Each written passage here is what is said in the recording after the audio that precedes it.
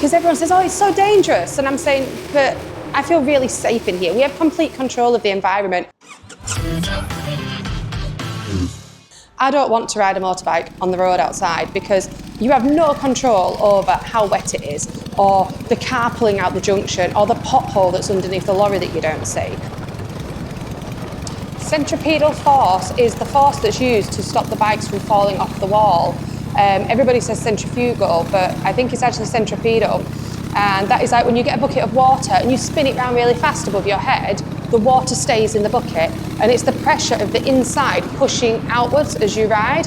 On top of that, we have to have the right tyres. If you have the wrong tyres, then they don't grip to the wood. They've got to be really rubbery, and we do like a thumbnail test. So you get your thumbnail, you dig it into the tyre, and if it leaves a little indentation, they're good tyres. Crashes, oh my God, I've not had many. I had one when I was learning and I broke a nail. 15 years I've been riding for now. I met the team back in 2012. It was completely fluke of who I fell in love with.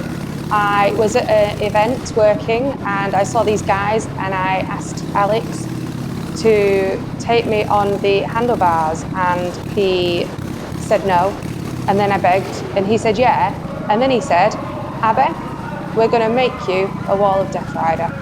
And I was like, okay. And he trained me and spent a lot of time teaching me everything he knows. And then, yeah, I became a wall of death rider. Predominantly we use two bikes. We have the Honda CB200s, they're around 1976-ish, and we have three matching ones. And then we have the Indians. Everybody's Indian is unique, so this is my one here. And they all ride differently. Although they're the same bike, they're not the same bike. They have a hand gear change here on the side. They have a foot brake down at the bottom. They have a foot clutch on this side, a left-hand throttle, and the throttle has no return spring. That's how we perform the trick. So wherever you turn it to, it's just where it stays.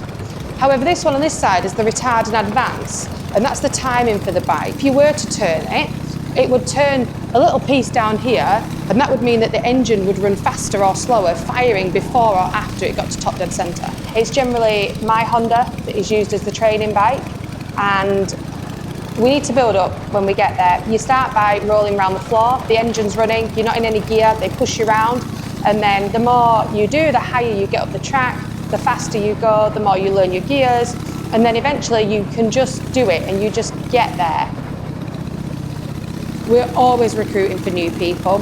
We're always looking for new members of staff to come for us to train as the next generation of riders. Any advice I have for anybody else who wants to do wall of death riding or just general motorbike stunt riding would be go for it, do it. I'd never rode a motorbike before I stepped foot inside here, and that was one of the main things that worried me to begin with, that I don't know how to do it. The easiest people to teach are people that don't know how to do it because they haven't picked up any bad habits. What we're looking for is somebody who comes and says, let me help you. Can I help do this? Can I sell the t-shirts? Can I come with you to the next event? And then they're the people that we train. But we are now the last remaining wall of death. Yeah, we're now the only ones. So it's really important that we try and keep this tradition going. It's been in our family since the 1920s. I say our family, my husband's family. He does it, his dad did it, his granddad did it, his great-granddad did it. And yeah, we really hope that our children do it as well, and we keep going. Yes, I've got two children. I have got my little boy who is 3 and my little girl who is 2.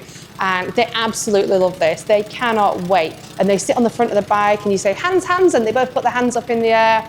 And yeah, I have no doubt at all that they will want to continue this and pass it on to their children when they have children as well.